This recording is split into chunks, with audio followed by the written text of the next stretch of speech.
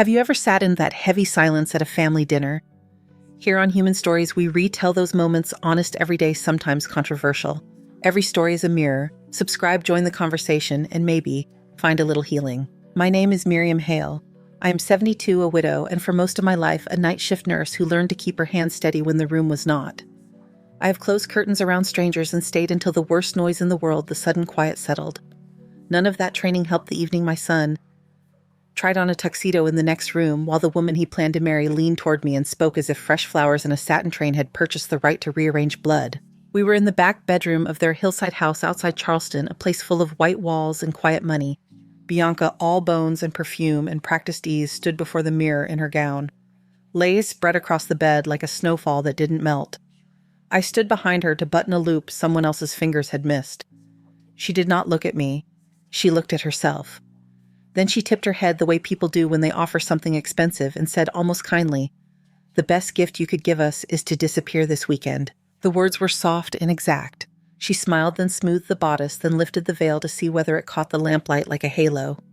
Lucas, my boy, who used to press hot cheeks against my wrist so I could count fevers, stood by the doorway, working his cufflinks with the clumsy concentration of a child tying shoes. He heard. He did not interrupt. His eyes slid to the floorboards as if the grain there held instructions for how a son avoids a mother. I touched the ring on my hand. It belonged to Thomas, the man who once carried groceries with a show of strength he didn't need and promised me I would never be made small in my own house. The band, plain steel softened by years, fit like a truth you forget until your thumb finds it again. I pressed it into my palm and kept breathing. "Say something, Luke," I told him, quiet enough that the lamp could pretend it was humming louder than I was speaking. He cleared his throat. The tuxedo collar made his voice sound older than it felt. "Mom, it's a delicate weekend. Please don't make it harder. Make it." There are sentences that bruise because of the mouth they come from, not because of their words. I nodded. I looked at this pretty room with its chandelier shaped like a spill of glass water and thought of the blue-painted cottage I had scrubbed every Saturday for 38 years. I thought of a crooked porch where Thomas had taught Lucas to fix a bicycle chain. I thought of a maple sapling we planted in a strip of clay that pretended it was soil. I thought of a real kitchen, the small kind with one good pan and a window that got the morning where bills were stacked in a basket so we could look courage in the face and decide which envelope to open first. "I'm not trying to be unkind," Bianca said, as if she were reading a disclaimer. "We just want joy, not history. No negativity." Negativity. It sounded like a medical note I once scribbled in a chart at 3 a.m., except it meant my life. My thumb turned the ring again. The steel had dull places where Thomas's toolbox once rubbed it. He never fussed with it. He just wore it until it remembered the shape of him. "Where would you like me to go?" I asked pleasantly, because nurses learn to ask alarming questions with unalarming voices. Bianca examined a row of pearls along her neckline. "A hotel? Or one of your sisters?" "Anywhere, really. Just not here." She lifted her chin to see how her throat would look in photographs. Lucas looked up long enough to offer a sentence he thought was practical. "You helped once, Mom. We're grateful. But Bianca handles the finances now. It's her house, too." Once, a small word with a lot of erasure packed inside it. The hillside place cost $3.2 million, though the number had been spoken like weather, not like arithmetic. I had signed a check from the sale of the cottage, $320,000, and told myself I was building a safer future for him, a quiet place to put love where lightning couldn't find it. We called it a down payment. I called it a promise. He and Bianca had promised me there would be a room with a quilt I recognized and a chair by a window for reading. They never used the word guest, but they never used my name when they told people about the house either. The mirror showed 3 figures: bride, groom, woman in a plain sweater with careful hands. Only 2 of those belonged in the picture frame on the mantel. I walked through the hall as if I were checking vitals the way habit makes you move after the crisis. The kitchen island was a slab of stone that could have been a dance floor if anyone had ever set a dirty mixing bowl on it. The staircase was wood so pale the word staircase felt wrong, more ribbon than structure meant for being photographed. They had chosen fixtures that looked like jewelry. I had tried to talk about durability hinges that don't go slack, faucets that don't lie. Bianca laughed back then and told me they were building a home, not a clinic. On the wall by the dining room hung a series of framed squares, and each square light poured through a window onto nothing. Abstract, decorative, a gallery of rooms without people. It was perfect, I thought, in more ways than it meant to be. I paused at the threshold because I understood something. It had taken months of small incidents to arrive at this single understanding, the way water figures out the fastest path through stone. I had not bought security. I had purchased permission to be forgotten. At the cottage, the bathroom door didn't quite latch. You learned to lean your hip until the old wood caught. The window in our bedroom whistled if you didn't settle it into the stubborn sill. I used to complain. Now I missed the honesty of things that admitted their flaws. This house performed itself too well. When Lucas first brought Bianca over for supper, she had crossed my kitchen like a tourist, amused by the row of jars labeled with masking tape, rice, beans, sugar. "You really save receipts?" she asked, laughing as if thrift were decorative too. "I do," I said. "It helps me remember the cost of a day." That first December in the hillside place, I proposed a photograph of Thomas for the mantel. Bianca answered that the decor leaned modern, that memory could live in drawers. A week later, I saw a post on her feed, "Our dream, our sweat, our home." The words shone under filtered light. There was no corner where I existed inside them. I kept quiet the way people keep quiet on elevators, not because silence is noble, but because noise doesn't change the floor you end up on. There were jokes about my chipped steel rim mug, the kind you can drop on concrete and keep using. "It looks like camping," Bianca said, wrinkling her nose. "Maybe keep it in your room so it doesn't ruin the palette." The mug had belonged to my mother. It burned your hand a little and taught you to hold steady. I rinsed it and set it on a napkin by the kettle, a small blue circle of stubbornness in a kitchen built not to stain. All of that returned to me in the dress room, where lace had turned the bed into weather, and Bianca's perfume tried to cover what truth usually smells like soap and effort. Lucas lifted his head, finished with the cufflink at last, and smiled at Bianca the way a young man hopes the world will keep being easy. "I am not given to speeches. I like the way numbers confess. I like charts with lines that show their climb and drop. I like forms that require signatures, initials, dates, evidence that a life was handled with attention." But in that room, I had only breath and a ring, and the ache of being asked to step out of a picture I paid to print. "I hear you." I told Bianca, "You want joy." I nodded as if we were discussing a menu. "Thank you for saying it plain." She looked relieved, the way people do when they believe the hard part is over simply because they have named their desire. I left them to the mirror and walked down the hallway at a pace that would not call attention. In the pantry, the lights came on by sensors, soft and immediate, as if ready to flatter anything that stood beneath them. I found the kettle, filled it, let the water hush itself toward a boil. My hands remembered how to fold a towel, how to wipe a counter until the cloth met its own reflection. On a lower shelf sat a box I recognized from the move, a tangle of old things not elegant enough to display. I peeled back the tape and found the ledger I had kept the year we sold the cottage. My handwriting, square, cautious, a nurse's script, listed dates and outflows. The figure for the closing check sat on its own line, a number larger than any I had written for myself. I had half intended to burn the book when the purchase was complete. I didn't. I stacked the ledger under 3 cookbooks named for cities none of us had visited. The kettle clicked off. I poured into my steel rim mug and held it. Heat traveled quickly through the metal. I waited for the sting to recede. Outside, the hillside threw its dark back against the house. A few guests' cars glittered along the drive like ornaments waiting for a tree. From down the hall, Bianca laughed. Lucas answered in the voice he used when he wanted calm to sound like strength. I listened to their happiness like a person standing in the hallway of a ward, hearing someone else's visitors arrive. It is possible to be glad for joy you do not share. It is also possible to notice the cold draft under a door and decide to stop pretending it is weather and not a gap. I rinsed the mug, dried it with the hem of a dish towel that would never admit it had been used, and set it upside down to drain. I pressed my thumb against the ring one more time. Steel to skin. A tiny circle reminding me that circles hold. I walked back to the bedroom door, knocked once, and stepped inside. Bianca's veil made her look taller, or maybe that was the way certainty lengthens a person. Lucas stood behind her now, his hands on her shoulders, a tableau waiting for framing. "I'll give you what you asked for," I said, and kept my voice friendly because kindness is not the same as surrender. "You said you wanted a gift." Bianca's smile returned bright as the chandelier. "Thank you, Miriam. I knew you'd understand." Lucas's shoulders lowered, a fraction relief mistaken for resolution. I nodded as if a small errand had just been assigned and accepted. Then I crossed to the bed where a pearl had fallen but no one had noticed, and set it on the nightstand where it could not roll away. In the entry, I took my coat from the hook and slipped it on. The night air outside had the clean bite of citrus. I locked the door behind me out of habit, though it wasn't my habit to carry there anymore. The key felt wrong in my palm, too new, too shiny, but the click sounded familiar, the tidy sound a latch makes when something is finally politely closed. I stood on the front steps and looked over the city lights, a string of small declarations pinned to the dark.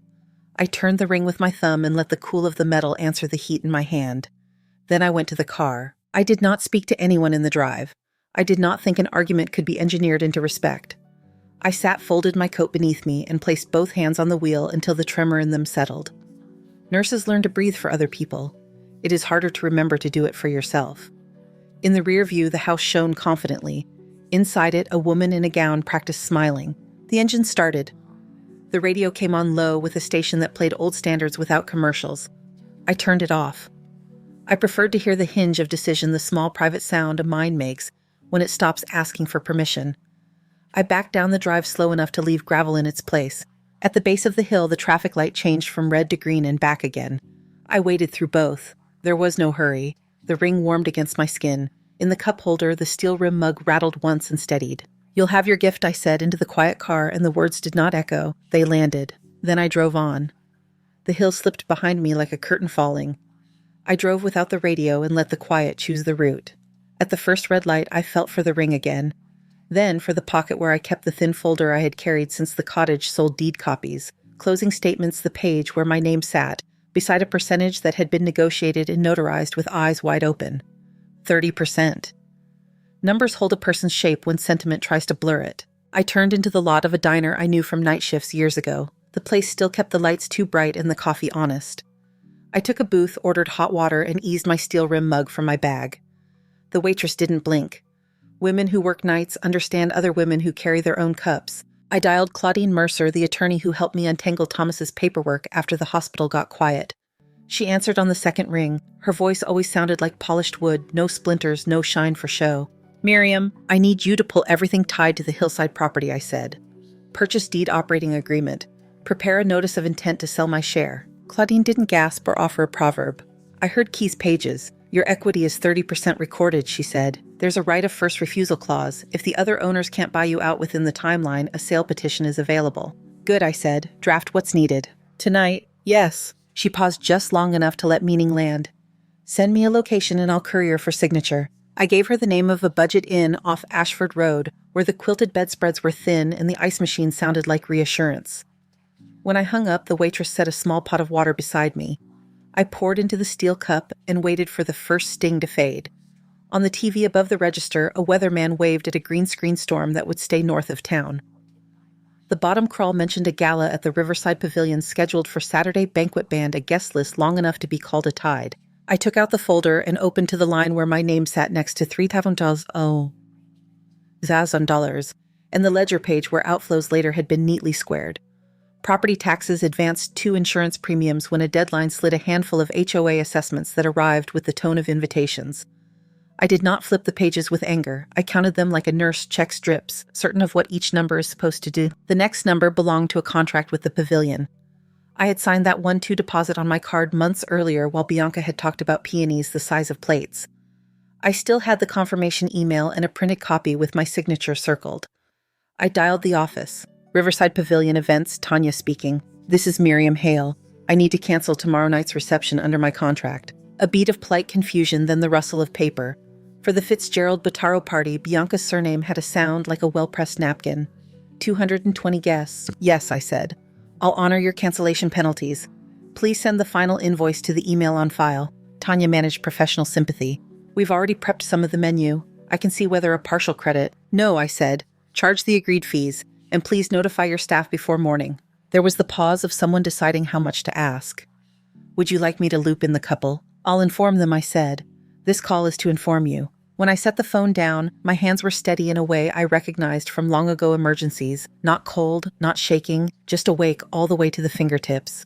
I finished the tea, rinsed the cup in the bathroom sink like someone casing a life back into a smaller, workable space, and drove to the budget inn. The clerk slid a keycard across the counter and didn't ask if I was in town for a celebration. My room smelled faintly of bleach and lemon. I laid the folder on the desk, the ring beside it, and unzipped the small bag I had packed without meaning to tea. Nightgown, cardigan, a photograph of Thomas in his Sunday shirt with the sleeves rolled. I put the steel-rimmed cup next to the microwave and took one breath before the phone started its insect-bright rattling. It was Lucas' first 2 calls, hang-ups like someone walking past a door and not yet knocking. Then Bianca. Her voice found its speed before it found its volume. "Miriam, what did you say to the pavilion? They're emailing me confirmation codes. People will think we couldn't pay. Do you understand what this looks like?" I listened. The hotel's air unit hummed like a machine that had decided not to break tonight. What it looks like, I said, is that a party was canceled by the person who signed its contract. You're punishing us. I'm refusing to sponsor an event in a house where I've been told not to be, I said. You can be married tomorrow. The contract for the ceremony is not mine. The reception is mine to release. You're petty. You've humiliated us. I've reversed an assumption, I said, that my name could appear invisibly on the bill and nowhere else. She made a sound somewhere between a laugh and a break. You can't sell the house. I haven't, I said. I've initiated the process required by our agreement. Lucas has the paperwork with my percentage. The documents include timelines. You can buy me out if you meet them. Silence sharp as snapped thread.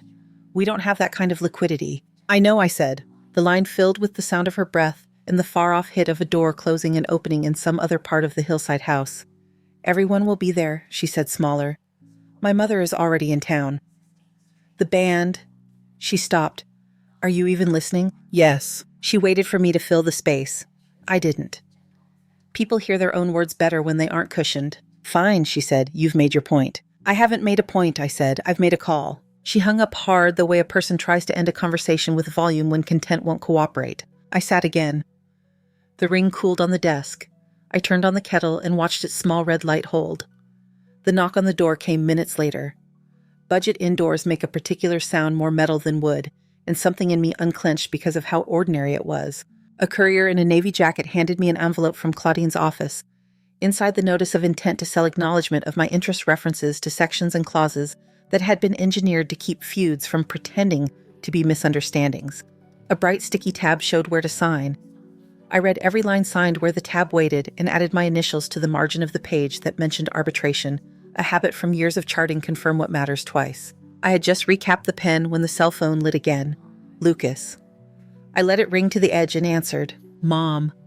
No accusation, just a man who had left a room without deciding whether to return to it. Can we talk? We are. Bianca is... He stopped. People are texting. The Pavilion emailed guests. I can't fix this if you won't, if you don't. He couldn't find the verb. This is not a leak, I said. It's a decision with consequences. A scrape of breath, then over a room. He made the word small. Over respect, I said. The air unit clicked adjusted. He must have heard it through the phone because the next thing he said was quiet with a kind of awe. Where are you? In a place I paid for myself, I said. Where my cup can sit on the counter without breaking a pallet. He tried on humor without finding it. You and that mug. Me and that mug, I said. He cleared his throat. Couldn't you have waited until after a week a day? People will say, let them, I said. Talk has never paid a bill. What do you want me to say to Bianca? Whatever is true, I said. That the reception is canceled. That the ceremony is theirs to continue. That I won't underwrite my own absence. That I've exercised rights I put in writing when I wrote the check everyone remembers as weather. He was quiet a long time. I wish Dad were here, he said at last. I looked at Thomas's photograph. The collar was slightly crooked in a way only I would notice. I know, I said. The line didn't end so much as set itself down. When it did, the room sounded like safety. I made tea, sat on the bedspread that felt like paper, and pulled the hotel notepad toward me. I wrote, Claudine received signed, courier returned, and Riverside canceled, penalties accepted, and Bianca called and Lucas spoke. It helped to list events like vitals, pulse pressure, pain scale, action. Near midnight, the phone began again, then again the way trouble paces. I let it ring twice before answering. This time Bianca's voice cut and shook. Do you hate me? No, I said. Then why this? Because love doesn't require me to be invisible. You're talking in slogans. I'm speaking in sentences that stay true when the room empties, I said. She exhaled ragged. My mother is furious. I imagine, I said. And ashamed. That's hers, I said. I can't sleep. You will, I said, not unkindly. She went silent. For a moment I thought we had managed something like a stillness. Then she tried again from a different angle. If the ceremony goes on tomorrow, would you come? No, I said. The word was a flat stone placed where a path used to be. You asked me to disappear. I'm granting your wish for the day you named. The sound she made wasn't quite a sob. It was the noise of a person discovering that requests have four corners and the shape they make is a door that can actually close. After that, the phone slept. The hallway on the other side of the door breathed its lemon breath and quieted. I drew the chair to the window and watched the parking lot lights hold their small circles. In one of them, a man in a blazer rubbed his eyes and shut a trunk. In another, a woman tipped takeout boxes to keep the sauces level. It is a comfort to notice how many lives go on without yours. The kettle's light clicked dark. I poured the last of the hot water into the cup and held it two-handed. The steel burned a little, then offered its warmth as if it remembered how my fingers learned to carry heat when I was young. Sometime after 1, the night manager slid the courier's return receipt under my door. I picked it up and set it under the folder's clip. The signature looked like a boat at the edge of a map pointed somewhere, but not boasting about it.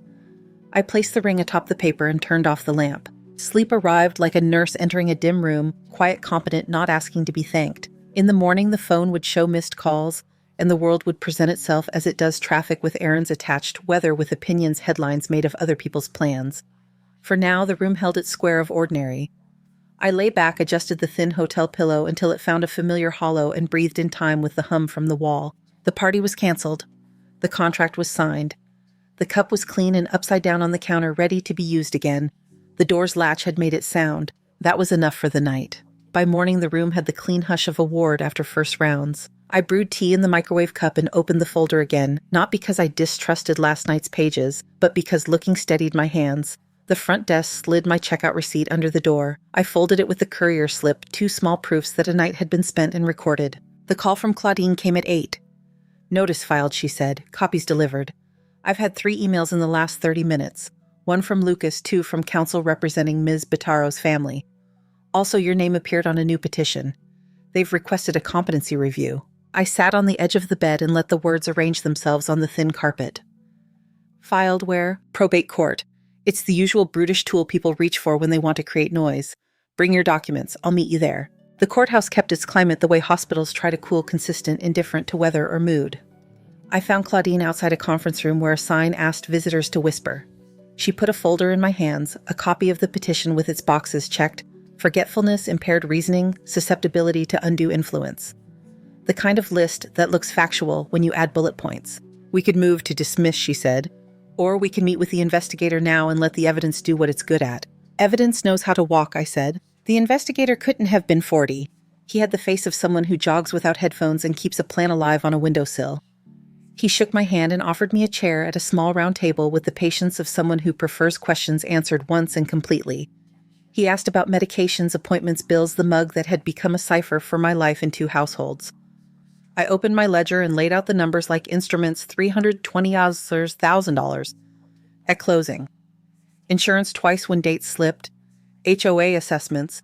Utilities bridged when the month's math didn't stretch. The columns didn't waver. He traced one finger down a list and made a small sound approval without show.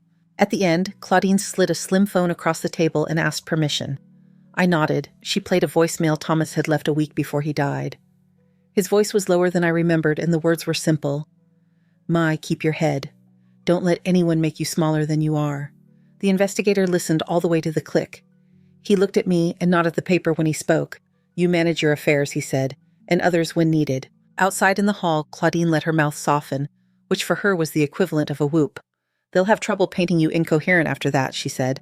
"I'll send the formal notes this afternoon. For now, we use the air while it's clear." She had already scheduled a meeting for noon. Hollister and Brantley, the firm that handled Bianca's contracts, had sent a young associate who wore a tie that wanted to be noticed. Bianca arrived with Lucas. She had traded silk for structure-tailored jacket ponytail pulled tight enough to fake composure. Lucas kept his hands in his pockets until he remembered to remove them. We sat around a conference table that smelled faintly of lemon oil and paper, a scent that always makes me expect decisions. Claudine opened. "Ms. Hale is exercising her rights per the operating agreement. She is prepared to discuss a buyout at a discount to fair value if certain conditions are met. Or we petition for partition and sale and let the market decide the rest. We prefer speed and dignity." The associate glanced at Bianca. She looked at me, not past me, not around me, at me. "You're asking us to pay you to go away," she said, as if translating for an audience. "I'm asking you to recognize ownership," I said. "I'm willing to take $120,000 for my 30%. Lucas blinked. "That's less than—" "It is," I said. The associate leaned forward. "In exchange for what?" Claudine handed over a sheet labeled "Conditions" typed in the font. "That means there will be no decoration added later." I watched their eyes move left to right. 1. Employment for Ms. Bataro within 60 days. Part-time acceptable at first full-time by day 60, with verification sent monthly. 2. Sale of the SUV within 30 days. Proceeds to unsecured debt. 3. A written household budget prohibiting restaurant spending and discretionary shopping for 24 months. Streaming and club memberships suspended. Subscriptions audited. 4. Monthly financial check-ins with Claudine's office for 24 months. Bank statements, pay stubs, credit reports supplied. 5. No new debt without prior written consent during the term. Bianca kept her gaze on the paper until she reached the fourth line. Then she looked up the way a person does when she's trying to parse whether the problem is language or nerve. This reads like parole. It reads like structure, I said. Lucas rubbed his forehead. We can't sell the SUV. We need 2 cars. You need solvency, I said. The SUV's payment could feed a household for a month. The associate cleared his throat. If they meet the conditions, you accept 120 within 90 days. If they fail, we list, Claudine said, and petition if necessary. Bianca lifted her chin. What if we paid more over a longer time, 130 spread across 5 years? No, I said. I'm not a bank. I've already played one for 3 years without interest. Lucas looked at me for a long moment. Sometimes a person sees the room they're actually in. He nodded once, a small admission that didn't cost him blood, but did cost him posture. If we agree, will you attend the ceremony this afternoon, he asked. No, I said. This is a financial discussion, not a trade for presents. The associate wanted to regain ground, and if they don't agree, then we use the document we've already filed, Claudine said, and the court's calendar. I reached into my folder and slid a second packet forward, the ledger of household bills I had covered since the hillside purchase. I didn't put it there to shame them. I wanted the numbers to sit in the room with us like a quiet relative. Electricity insurance assessments the month the water heater failed, and a line formed on a card with my name. The associate skimmed, then stopped skimming. This is comprehensive, he said. Comprehensive keeps people from haggling with memory, I said. Bianca touched the top page with the careful finger of someone peeking under a bandage. She didn't wince at any particular line. She took in the collection. We were going to pay you back, she said softly. You never once offered a plan, I said. This is a plan. There are moments when agreement doesn't declare itself. It simply lands like weather that has been moving toward you for a long time. Claudine began writing while we were still quiet. She read out loud as she wrote buyout amount conditions, monitoring scheduled default consequences, attorney's fees charged to the violator.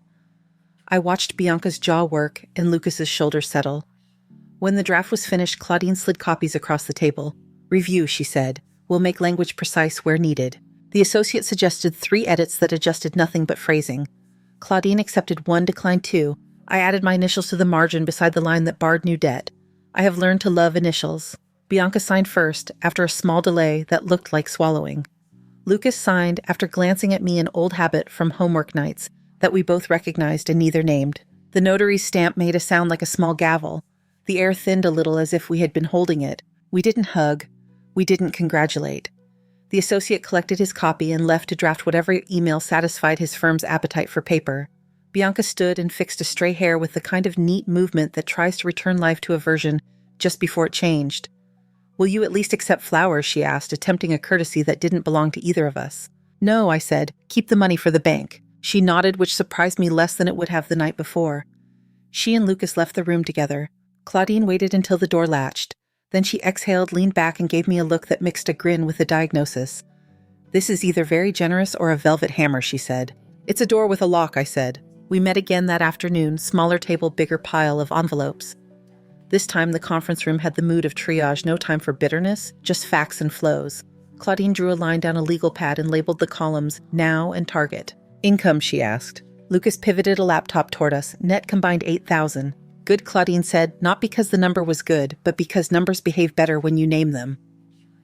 Mortgage, 2,400, he said. HOA, 340. Insurance, 220. Claudine wrote, Veterans. Bianca swallowed, 500. 0 for 90 days, Claudine said, then 50 as a treat you earn. Clothing, I read from one of the statements, 400. I need to look presentable for interviews, Bianca said. You need clean shoes, I said, and humility. Streaming, Claudine asked. 60, Lucas said. It's a bundle. Unbundle, Claudine said. Library card antenna. Jim, I added. 120. Bianca didn't argue that one. She looked at her hands. The polish on her nails was pale and precise. I thought of the way a person's feet look after 12 hours on a hospital floor, red grooves where socks finish a map of a day that cannot be faked. Credit cards, Claudine said. Lucas clicked a second tab. Minimums total 800. A museum of dinners and weekends that had felt like reward until the bills arrived, dressed as strangers. Claudine drew a box around the number. Snowball, she said, once the SUV sells. Bianca's head came up, at a loss. Loss as a teacher, I said. It doesn't grade on a curve. Claudine slid a clean page forward. Employment, she said, and looked at Bianca. Not hard, not soft. Deadline 60 days. Bianca's voice thinned. I've applied to 3 offices. Apply to 30, I said. Answer phones, file charts, learn the software someone else designed for their own convenience. We worked down the page. Numbers turned from posture to plan. Claudine printed a 2-page budget and a 1-page monitoring schedule. Bianca read them, then signed the bottom of each with a signature that looked less like flourish than the one I had seen on invitations. When we stood, Lucas lingered at the window. "I keep thinking of Dad," he said without looking at me. "He made things simple. He told the truth," I said. Simplicity was a symptom. Bianca waited in the hall while Lucas spoke with Claudine about document delivery and the first check-in date. I joined her. The hallway held the faint smell of copy toner and whatever hopes get baked off paper before filing. She opened her mouth, then closed it, then tried again. "Do you hate me?" she asked quietly, not asking for theater. "No," I said. "I was unkind," she said. It was the first time I had heard her choose a word that didn't try to decorate itself. "I thought money and ease were the same thing. I thought your thrift was judging me." She took a breath. "I'd like a chance to do this differently." "Then do it," I said. "The monthly packet isn't about performance, it's about proof." She nodded and looked relieved to have been given a noun. "Proof I can get." That night, I returned to the apartment I had rented when Thomas's pension and the cottage sale made a new math possible. The place had its own small noises, a neighbor's guitar that never learned a second song, an elevator that needed 2 button presses when it rained. I washed the steel rim mug and set it to dry on a towel with a line of other small dishes that didn't mind being seen. I wrote in the ledger, "Deal executed, 120K terms accepted. Budget 0 restaurant. SUV list by day 30. Monthly check-in set." The act of writing didn't soothe me. It situated me. The first check-in came with a knock of embarrassment. A late HOA fee stamped in red with a date 3 days past due. Claudine forwarded the notice with a polite note and no commentary. I pictured Bianca at the kitchen island with a calendar open and a pen that wanted to turn into a wand.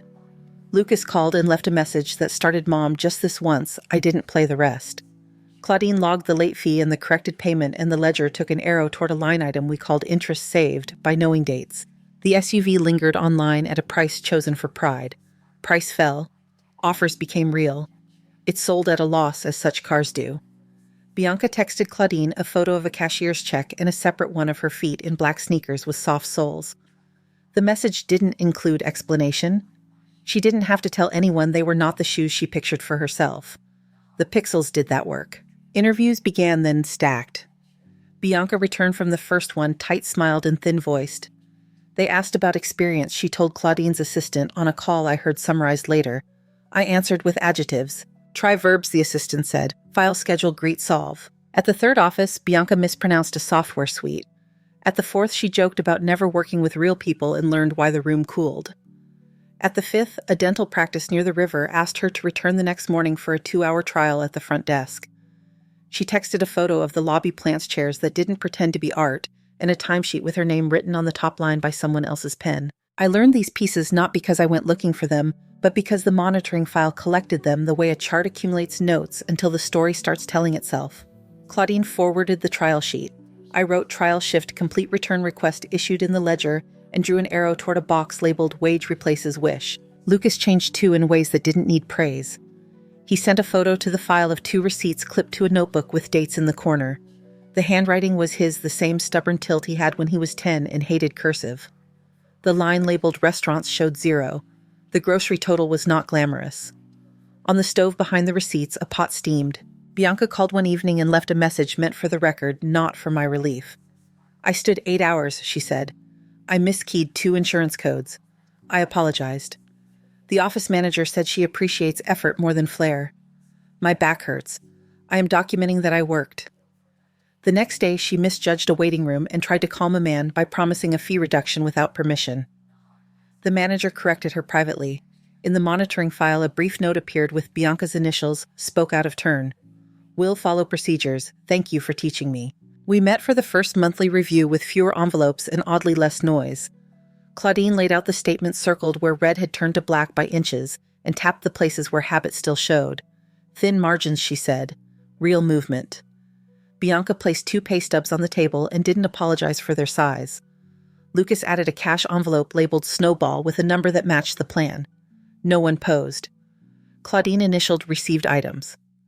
I wrote progress noted in the margin of my copy and didn't add adjectives. After the meeting, Lucas waited by the window while Bianca scheduled her next check-in date with Claudine's assistant. He looked younger and older at once. "Are you?" he began and then chose a different verb. "Do you see a difference?" "Yes," I said. He nodded, eyes wet. in a way that makes a mother want to reach without making a man flinch. "I'm cooking," he said, almost as if confessing. "It feels better than it sounds." "It usually does," I said. Bianca joined us. She held her phone but didn't look at it. "We ate at the table," she said. "We turned off the pendant light and used candles because the bulb flickers. It looked nicer that way, but also we could hear each other." She winced, not for embarrassment, but because truth landing can be a heavy object. "I'm telling you because it belongs in the file." "It's in," I said. We left the office. The hallway smelled of copy paper and coffee. At the elevator, Bianca reached as if for a hug, then stopped herself and asked, "May I?" "You may," I said, and offered the quick human version. "We give people we are learning again." She stepped back, squared her shoulders, and didn't say anything that tried to summarize more than the day. At home that night, I set the steel rim mug on the table, placed the folder beside it, and slid Thomas's photo out far enough to see the line of his mouth that always looked ready to argue about nothing but secretly loved being wrong. I didn't narrate the day to him, I wrote it down. A week later, Claudine called while I was watering the fern that thrives on neglect. "The practice offered Bianca part-time," she said. "Phone scheduling, insurance verification. There's a path to full-time if she shows up and learns." She sent a photo for the file onboarding packet training calendar. I thanked her, hung up, and poured the remaining water into the pot until the soil accepted it. I boiled the kettle, placed my cup on its napkin, and waited for the click. The phone buzzed once more, a photo of a paper envelope with Bianca's name typed on it, a pay stub peeking out the numbers plain. In the corner, a sliver of her face, not posed surprise learning how to be pride. I filed the stub and added a small arrow toward the highest interest card. The arrow pleased me not because it meant victory, but because it ran in a direction that had been guessed at for too long. By the next check-in, the SUV payment was gone. The restaurant line still read 0, the streaming charge was replaced by the library, written in Lucas's square hand. The budget was not glamorous. It held. Bianca's sneakers were scuffed in the photo she sent of the front desk, but the scuffs looked like work, not neglect. She had typed a short message under it. On time learned 2 codes moved a patient up when her interview was at noon cleared with the manager. Claudine circled 3 items with the same pen she uses to write her name, so close to the line you can't slide doubt under it. "Compliance," she said. "Continue." We signed that month's acknowledgement. Lucas gathered the receipts. Bianca tucked the pay stubs into a paper folder with a crease down its center, as if it had already traveled in a bag, with a lunch that wasn't bought but brought. I walked out into the late light of Maple Street, past a florist setting buckets on the sidewalk and a man tuning a guitar who had finally learned another song. I didn't think about ceremonies or canceled speeches or the chandelier that looked like poured water. I thought about numbers that behave when asked, and hands that learn new work, and the sound a notary stamp makes when a page decides to be a document. At home, I washed the mug and turned it upside down on its towel. The ring on my hand held its line against the skin it had learned. I wrote the date in the ledger and one brief sentence beside it. Thin margin, firm spine. Then I closed the cover and let the room be quiet, in the uncomplicated way rooms can be when paper does its job and people are learning theirs. By the next month, the envelopes came thinner and the conversations shorter. Claudine still circled, initialed, filed. Lucas still clipped receipts to notebook paper. Bianca still sent photos that looked like work rather than announcement desk calendars, waiting room quiet at 8:15, a stack of new patient forms squared at the corners. The SUV payment was gone. The restaurant line stayed at 0 without fanfare. Streaming had been replaced by library written in block letters that didn't need a font. The ledger began to look like a garden in late spring. Fewer weeds rose you could walk between without stepping on something tender. I wrote smaller because there was less to explain. Minimums met snowball posted, budget held. The ink did not have to argue anymore. 3 months in, Bianca forwarded a photo of a schedule template she had built for the practice, a grid with color blocks for cleanings and consults. She added a note for the file, verified insurance before noon, reduced reschedules by 2. In the corner of the photo, the toes of those black sneakers pointed inward, as if surprised by where they were allowed to stand. I logged the note. Claudine added acknowledged in her firm hand. Lucas called less to narrate trouble and more to confirm he understood. 2 cards left. He said one evening, the clink of utensils in his sink like punctuation. I can see the end of the column. He didn't ask for praise. I didn't offer it. He was learning how to enjoy a clean subtraction without audience. When the 9th month came, the packet felt different before I opened it. The weight was ordinary, but the posture was not. Claudine's email subject line read simply, "Compliant." Inside the envelope sat a letter on the dental practice's letterhead, the kind written by someone who prefers clarity to adjectives. Ms. Bataro has been promoted to assistant manager, scheduling supplies, patient flow. Increase effective next pay period. A copy of the updated wage rate was attached. Bianca didn't text me directly. She had learned where things were meant to go. I set the paper on my table and studied the way her name sat neat, not decorative, between assistant and manager. I didn't call. I wrote promotion documented in the ledger and turned the page. That afternoon, my phone rang anyway. Bianca's voice, careful and bright in a way that didn't ask for a ribbon, filled my small kitchen. They gave me keys, she said. Actual keys. Congratulations, I said. I made a sauce last night, she added, as if cooking belonged in the same category as employment. Not from a jar. There's lasagna in the freezer in squares. I wanted to bring you dinner. I looked at the clock and at the card taped inside the cabinet where I wrote the times for the walking group I had joined.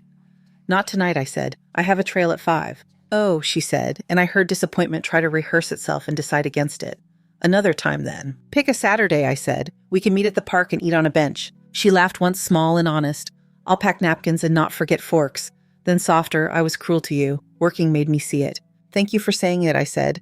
Keep showing me with your days. I will, she said, and the line ended with neither apology nor performance hanging in the air. The Saturday we chose was cool and bright. I arrived early and chose a bench where the light didn't glare. Bianca came on foot carrying a bag with containers that clicked against each other. No glitter, no script. She wore a cardigan that had learned a laundry room and those same sneakers scuffed at the toe. Lucas followed with a folded blanket and a plastic container of cut grapes that looked like a child's sports snack. The sight of it pleased me more than it should. We ate like people who had worked through the week hungry without apology. The lasagna held, the napkins did their job. Bianca didn't fill the quiet with compliments to the cook. She looked out at the path where a boy practiced stopping a scooter without flying. We sit at the table now, she said, not quite to me. Sometimes without our phones. Lucas nodded. We talk about the list for the week on Sundays, he said. It makes Monday less. He searched for a word and let the gesture finish the sentence. I took out the steel-rimmed mug from my bag. Bianca smiled at it the way a person does when a once maddening object has earned the right to be what it is. Tea, she asked. Please, I said. She poured from a thermos she hadn't bought to match the kitchen, but to keep water hot. Steam rose between us and disappeared without anyone trying to photograph it. We ate the last square of lasagna in silence and watched a spaniel chase shadows that only dogs see. There are apologies that require ceremony. This wasn't one. Bianca reached into the bag and pulled out an envelope. This month's stubs and the credit report, she said. I know Claudine gets them. I wanted to hand them to you. I glanced at the numbers and tucked the papers back where my ledger waited. Thank you, I said. Lucas leaned back on his hands and squinted at the sky as if it might have an answer to a question he had stopped asking. We're different at home, he said. It feels quieter. It looks like a house, Bianca added, not a stage. We packed the containers without scraping for last bites, folded the blanket and carried our things to the trash and back without a conversation about whose turn it was. At the parking lot, Bianca hesitated. May I? She asked again. I nodded and we exchanged a thin, ordinary hug, the kind you give people you are learning to keep. That evening, I sat at my table with the packet and the ledger. I wrote bench lunch stubs, handed credit report clean, and drew a check mark that didn't need flourish. I rinsed the mug, dried it with the corner of a towel, and set it beside Thomas's photograph. His eyes had the look they always had, the one that assumed I'd do the careful thing and be fine. I slid my ring along my finger, felt it find the place it knows. The trail behind my building had learned my steps. Gravel traded its small crunch for a rhythm I recognized. I walked past the same porch where a guitar had finally learned a second song and the corner where a woman programmed a blinking collar for her dog. The maple by the lot had leafed and dropped once since I left the hillside house. In the late light, its branches sketched a pattern on the pavement like handwriting I could almost read. When I came back, a message waited from Margaret Howard, Bianca's mother. Thank you for not saving her, it said. She's standing. I typed thank you and nothing else. Restraint doesn't only belong to budgets. The last check-in of the year arrived on schedule. Claudine stacked the file with the care of someone who likes order enough to carry it home. We sat at the same table as that first long day, though the air felt different now, a room where people had learned not to lean on the furniture. Bianca set down 2 pay stubs and a printout of the practice's inventory log errors, reduced to a column you could count. Lucas added the snowball payment with a quiet, contained satisfaction that made me think of a nurse's nod after a fever breaks. Compliance, Claudine said, circling 3 items as if drawing a thin ring around a pulse. Continue. We signed and initialed where paper prefers it. No toasts, no speeches. Bianca looked at me. Dinner sometime, she asked. Just us. Nothing fancy. Yes, I said, after 1 more month of staying the course. Lunch is enough today. She smiled in a way that didn't reach for anything. Lunch is good. On the way out, Lucas walked beside me without talking. At the door, he touched the frame, then let his hand fall. "I keep thinking of Dad," he said. "You sound like him." "I sound like myself," I said, and we both accepted that the two truths had finally learned to sit next to each other. At home, the apartment kept its ordinary. The refrigerator hummed like confidence, not like worry. I set the ledger in the drawer where it lives and laid the ring beside the mug just for a moment so the circle of metal could touch the circle of enamel. The contact made no sound and didn't need to. I poured hot water, waited for the first sting to fade, and stood by the window while steam fogged the glass in a soft oval. Down in the lot, a child's scooter leaned against a bench left there without concern because someone intended to return to it. The air moved the maple's branches a little and then let them rest. The room felt right-sized. The cup held. The numbers aligned on their lines. Keys were where they belonged. I locked the door when I left for my walk and listened for the small exact click of sound I had come to trust. Then I put the ring back where it lives and stepped into the evening that was precisely itself. Thank you so much for listening to today's story. If this story resonated with you or made you reflect, I'd love to hear your thoughts, so feel free to share them in the comments below. And don't forget to like, subscribe, and hit the notification bell so you won't miss the next story. I'll see you next time as we continue exploring more journeys and lessons together.